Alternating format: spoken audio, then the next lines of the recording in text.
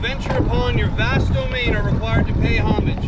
Implore you in your graciousness to take unto your records and recollection this worthy vessel, hereafter and for all time known as Stardate, guarding her with your mighty arm and trident, and ensuring her of safe and rapid passage throughout her journeys within your realm.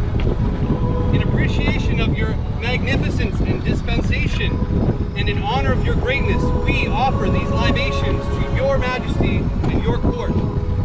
This bottle of fine champagne.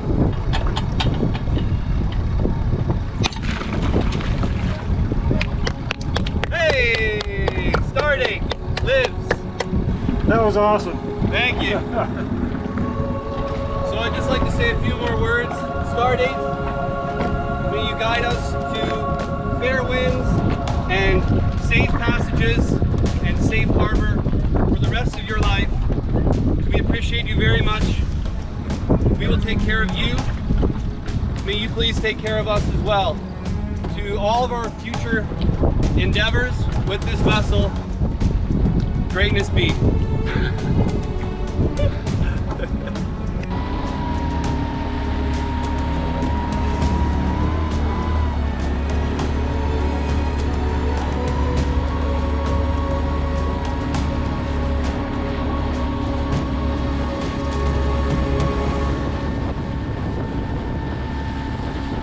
Okay, so here we are with our bottle of the cheap stuff. This is the cheap stuff for us. The good stuff was for Stardate. A lot of people might have looked at that breaking of glass into the water and thinking I'm littering. The actual thing that I was most worried about was the cork. I was worried that it might have been a plastic cork in there. Everything else is aluminum foil, it's metal, and glass. Glass breaks down in the ocean, especially when it's on a sandy bottom, moving back and forth due to the motion of the ocean. So there's actually no problem with it. It doesn't mean people can indiscriminately break glass anywhere in the ocean. That's not cool. Beaches is a no-no, but we're in 20-foot deep water. No one is touching these bottoms here. So anyways, that's a little aside about that for all the angry people at home right now. So anyways, we get the cheap bottle for ourselves. The good stuff was for the boat, and here we go. Woo! Oh!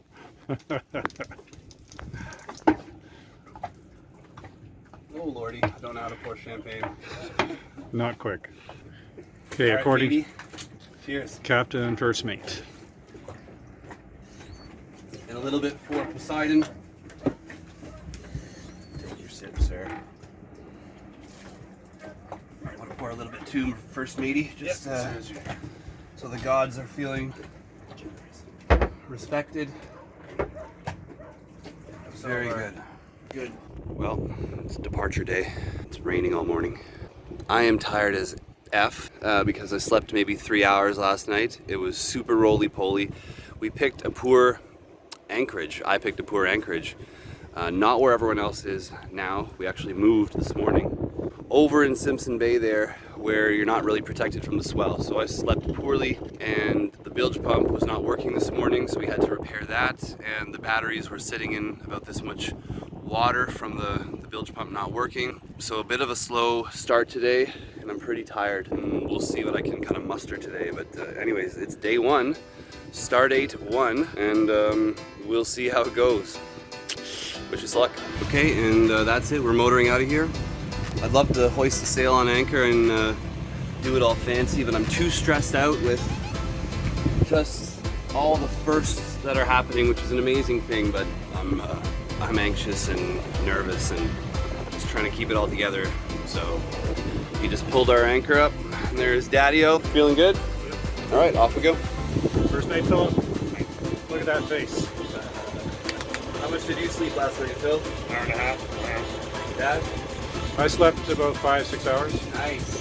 Bed. 3 hours, dude. Anxiety in a very rocky boat.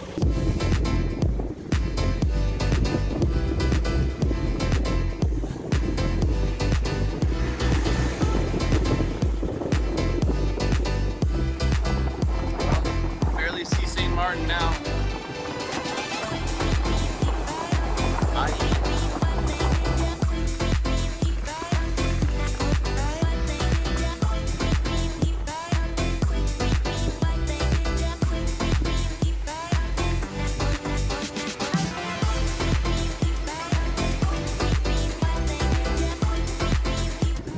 just approaching St. Kitts. Looking good. It's about 5 in the afternoon. We've been on, I think we set out around 9 o'clock this morning, so we've been going for 8 hours. Yeah, all day. 9 to 5. Yeah, exactly. This is Matthew's 9 to 5. Okay, so it is the end of day 1 of the passage, the first passage, and we're at St. Kitts, and we wouldn't dare go ashore. But look at this. It's beautiful. Let's pull up to this little anchorage. There's nobody else here. I wasn't even sure what the bottom looked like, so I hopped in my snorkel just to take a look. There's just these tiny little boats here in this little beach village town. Sandy Beach Town, I think is what it's called, or something like that. And there's all these homes all overlooking the water. All of them can see us. I'm sure the police know about us by now, but the question is, will anyone bother us tonight, or will they let us go on our merry way? So we're just staying here the night. We're not going ashore. We're gonna cook. And that barbecue is giving her. Life's good. But today was exhausting. Our first kind of big passage, so we had a lot of learning, growing pains, and messing about with things and figuring out how it works and how to optimize, but I think we did pretty good. Anyways, I am totally gassed. Good night. It's morning after day 1 of our passage, and what are we up to? Dad doing dishes, and Phil, what are you doing right now? Lunch provision. Lunch provision. And what are we contending with right now? The littlest swell outside. Rock and roll. All night long. I mean, you can see the conditions are very calm out there. However, there's enough regular swell, and our angle that the boat is rocking back and forth pretty aggressively, and then it just stops when the direction that it's facing turns a little bit, and it's not comfortable. Yep. And it's not fun. It's not fun to try and cook. It's not fun to be below deck in any way, really. Cleaning, making sandwiches, going to the bathroom, reading a book. None of these things are sleeping. Although laying down, it's not as discombobulating. Oh, hello. So it's day 2, and we're just setting off under motor because we're in a little bit of a wake from the island of St. Kitts here, and we got looks like a big storm coming in. It's hard to tell because the volcano mountain really forces the air up and causes condensation to occur. But I think we're going to get rained on. So we're just waiting to put out the head sail. We're not going to put out the jib yet until whatever that is kind of passes through, because it could get very gusty. But looks like blue skies everywhere else, and should be another good day. Philip just had breakfast and he's hungry. And we have just departed and going along the coast of St. Kitts. And our destination is dead ahead, but pretty far away. Full day's sail down to Montserrat. And we are flying 8.5 knots. Can't complain about that, unless it gets windier, and in which case I don't need more wind. Yesterday we got sunburned, so today I'm not taking any chances.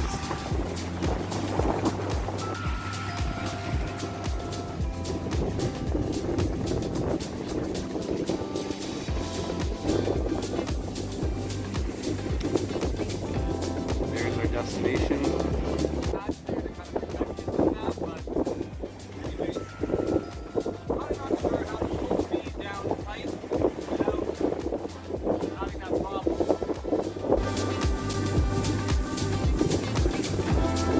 That's Montserrat, the UK colony. This is our first British colony that we're getting to. So day 2, and we are pulling into Montserrat, and it looks beautiful. And we have a beautiful sunset behind me, which you can't see because of cameras. Ooh, smelled something. Stinky volcano. But we're continuing to sail. That's our anchorage dead ahead. No one else there. Just like last night in St. Kitts, and I'm kind of okay with it. The only thing is that when someone else is in an anchorage, it tells you that it's a good anchorage, or at least good enough, or they're an idiot. Okay, we're coming in here to anchor, but it's just it's a bit of a spooky scene. So my bowman is ready. 43 feet, still too deep. We're coming up on shore pretty quick, so I don't know. And here we are, just offshore. It's really spooky.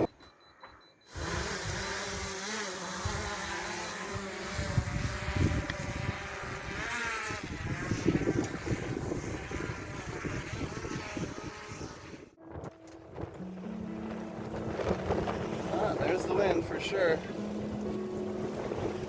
We just got it. So that's Montserrat, and that is smoke, not clouds, from a smoldering volcano. And this is all a ghost town. None of these homes are inhabited. This entire city was evacuated in 1997 due to the volcano. You can't see it very well, but that's all pyroclastic flow in front of the center of the shot there. And there's a barge and a tugboat that just came to a dock. So we're on our way now. Onward to Guadeloupe.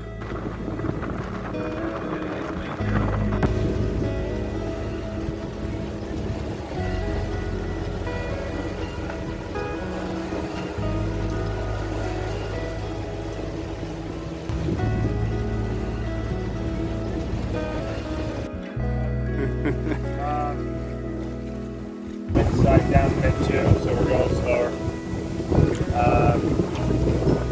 Yeah, just kind of having a bit of a scenic view now. Guadeloupe.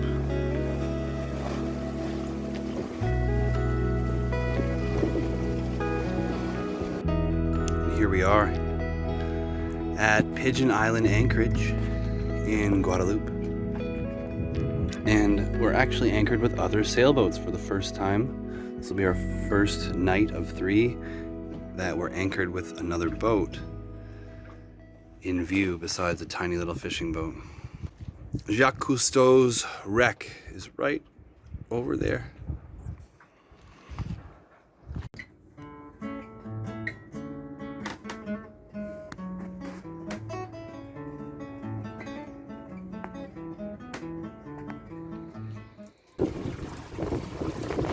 So it's day 4 and we're sailing from Guadeloupe down to Dominica, correct? Yeah, Dominica. And there's very little swell, so we're just flying effortlessly here. I mean, 7.5 knots, 8 knots earlier. Pretty clear, but you can see little flecks of stuff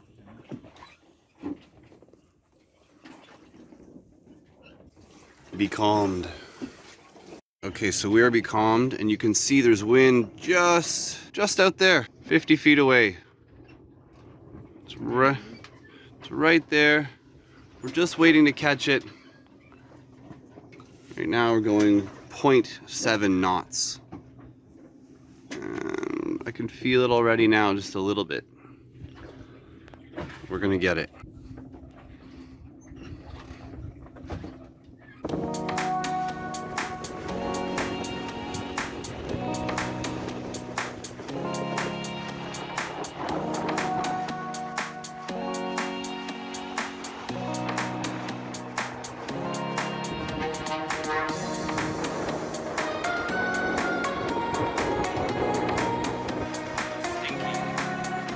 Huge patches of gas out here, Dad.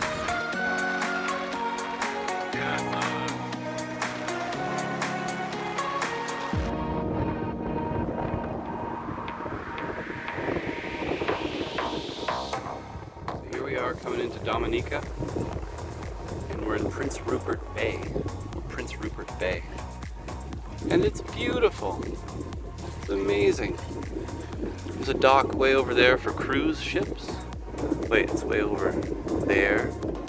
And we're sailing almost due east. No, it's southeast, my bad. But I'm amazed that we're gonna be able to sail probably right up to our anchorage. Apparently some French tourists were fined for going ashore, not checking in. We're definitely not gonna mess around. Not that we've messed around with other locations, but we're not gonna mess around with that.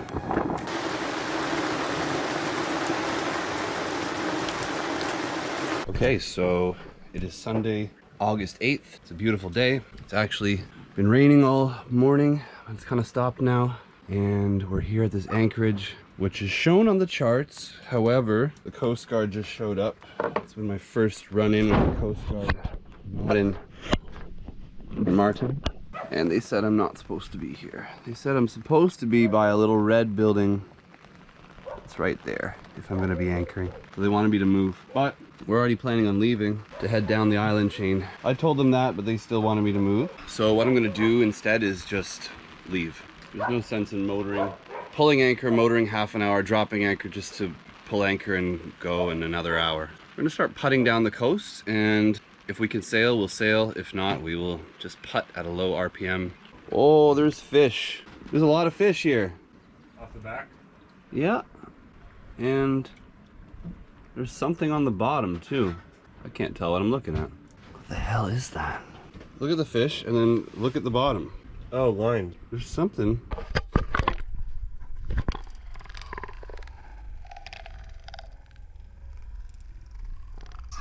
don't want to piss off the Coast Guard, so time to go. So we've departed because the Coast Guard kicked us out. Well, they told us we had to move, and so we thought we'd move where we want to move rather than where they said we could move. We're not disobeying them, we're just leaving. Sargasso patch, a huge one. And now as soon as we get out, we get wind. It's the lack of wind. You can see there's no wind there, or less wind there. It's the lack of wind that holds the Sargasso weed in that spot. So it's a natural indicator of dead zones. So since we're downwind of the island and the mountains, there are going to be boundary layers where there's eddy currents circulating back towards the mountain, and then there's other currents coming farther in the air I'm talking about. And sure enough, when we went through there, our wind died, and you really felt the change. Oops. Speaking of wind.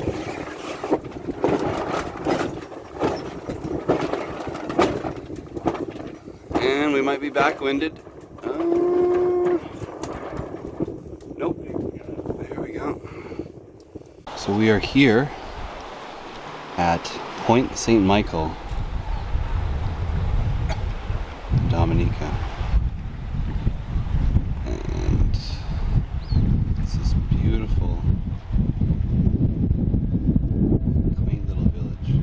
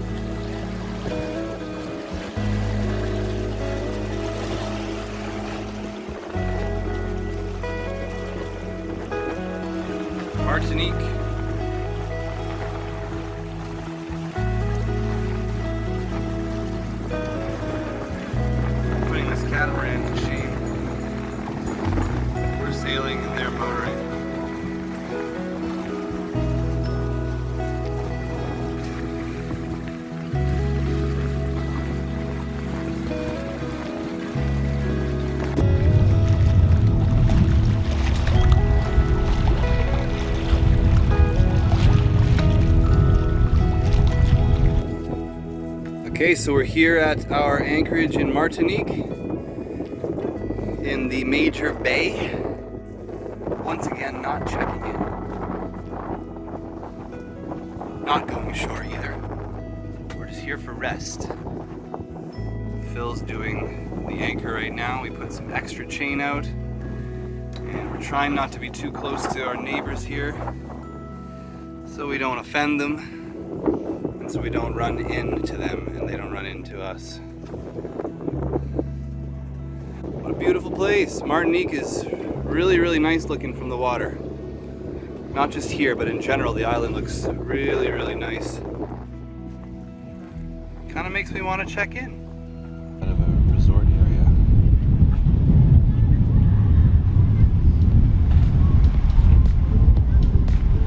Getting things set up for Little pirate ship.